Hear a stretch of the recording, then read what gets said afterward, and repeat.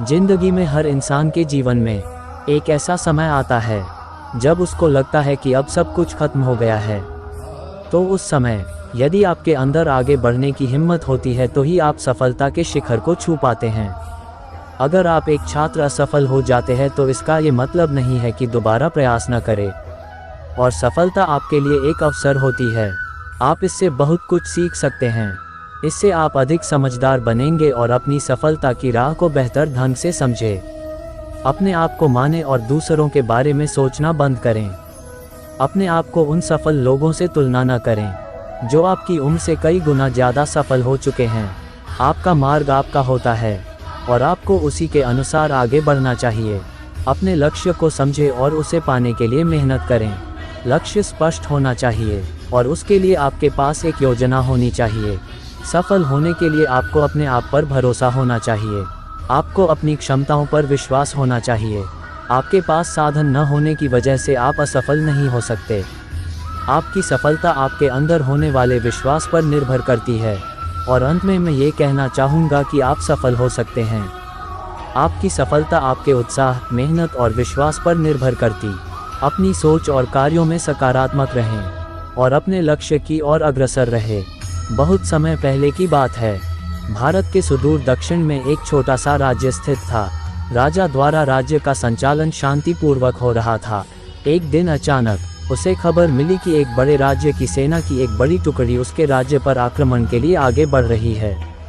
वो घबरा गया क्योंकि उसके पास उतना सैन्य बल नहीं था जो उतनी बड़ी सेना का सामना कर सके। उसने सेनापति को बुलाया। सेनापति ने पहले ही हाथ खड़े कर दिए। वह बोला, महाराज, इस युद्ध में हमारी हार निश्चित है। इतनी बड़ी सेना के सामने हमारी सेना टिक नहीं पाएगी, इसलिए इस युद्ध को लड़ने का कोई औचित्य नहीं है। हमें अपने सैनिकों के प्राण गंवाने के बजाय पहले ही हार स्वीकार कर लेनी चाहिए। सेनापति की बात सुनकर राजा बहुत निराश हुआ। उसकी चिंता और बढ़ गई। उसे समझ नहीं आ रहा था कि क्या करें क्या न करें। अपनी चिंता से छुटकारा पाने के लिए वह राज्य के संत के पास गया।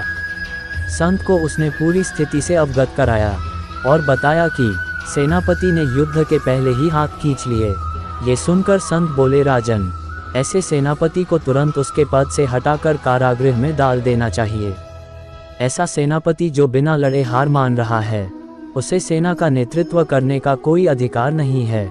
किंतु गुरुवर, यदि मैंने उसे कारागृह में डाल दिया तो सेना का नेतृत्व कौन करेगा? संत बोला, राजन, तुम्हारी सेना का नेतृत्व मैं करूंगा। राजा सोच में पड़ गया कि संत युद्ध कैसे लड़ेंगे। उसने कभी युद्ध नहीं किया, किंतु कोई विकल्प न देख उसने संत की बात मान ली और अपनी सेना का सेनापति बना दिया। सेनापति बनने के बाद संत ने सेना की कमान संभाल ली और सेना के साथ युद्ध के लिए तैयार कर दिया। रास्ते में एक मंदिर पड़ा। मंदिर के सामने संत ने सेना को रोका और सैनिकों से बोला, यहाँ कुछ देर रुको, मैं मंदिर में जाकर ईश्वर से पूछ कर आता हूँ, हमें युद्ध में विजय प्राप्त होगी या नहीं। ये सुन सैनिकों ने चकित होकर पूछा, मंदिर में तो भगवान की पत्थर की मूर्ति, वो कैसे बोलेंगे? इस पर सेना की कमान संभाल रहे संत ने कहा, मैंने अपनी सारी उम्र दैवीय शक्तियों से वार्तालाप किया है, इसलिए मैं ईश्वर से बात कर लूंगा। तुम लोग यहीं रुककर मेरी प्रतीक्षा करो। ये कहकर संत मंदिर में चले गए। कुछ देर बाद जब वो वापस लौटे तो सैनिकों ने पूछा, ईश्वर ने क्या कहा?